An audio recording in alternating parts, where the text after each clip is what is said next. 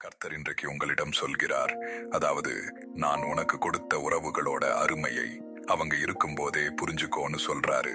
பைபிள்ல யாத்ராகமம் அதிகாரம் 20 வசனம் 12 இப்படி சொல்லுது, உன் அப்பாவையும் அம்மாவையும் கனம் பண்ணு, அப்போ தேவனாகிய கர்த்தர் உனக்கு கொடுக்கிற தேசத்துல உன் நாட்கள் நீடித்திருக்கும்.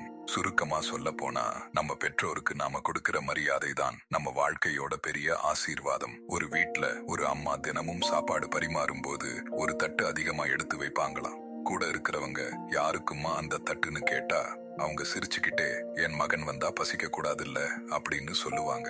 ஆனா அந்த பையன் அவனோட வேலையில பிஸி, நண்பர்களோட பிஸி, நாளைக்கு வர்றேன்மா, அடுத்த வாரம் பார்க்கலாம்னு சொல்லிக்கிட்டே இருந்தான். திடீர்னு ஒரு நாள் அவன் வீட்டுக்கு வந்தான். ஆனா மேஜையில அந்த ஒரு தட்டு மட்டும் இல்ல, அவங்க அம்மாவும் இல்ல. அந்த நிமிஷத்துல அவன் மனசுல ஓடின ஒரே ஒரு வார்த்தை, இன்னும் ஒரு தடவை எங்க அம்மா எனக்கு சாப்பாடு போடணும்னு சொன்னா போதும். அவ்வளவுதான். அவனால தாங்கிக்க முடியல. உங்களுக்கும் இப்படி தோணி இருக்கு இல்லையா? இதே மாதிரிதான் நம்ம வாழ்க்கையிலையும் நடக்குது.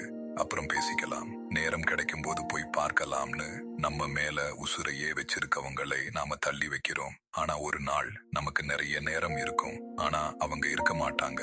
அதனால இன்னைக்கு உங்க அப்பாவுக்கோ இல்ல உங்க அம்மாவுக்கோ ஒரு போன் பண்ணுங்க. அவங்களோட கொஞ்ச நேரம் மனசு விட்டு பேசுங்க. உங்க அன்ப என்னைக்குமே நாளைக்குன்னு தள்ளி போடாதீங்க. ஏன்னா சில உறவுகளுக்கு நாளை அப்படிங்கிற ஒரு வாக்குறுதி கிடையாது. இந்த வசனம் உங்கள் மனதை தொட்டிருந்தா, இது யாருக்காவது உதவும் என்று நினைத்தா அவர்களுடன் ஷேர் பண்ணுங்க. கமெண்ட்ல ஆமேன் சொல்லுங்க. கர்த்தர் தாமே உங்களை ஆசீர்வதிப்பாராக. ஆமேன்.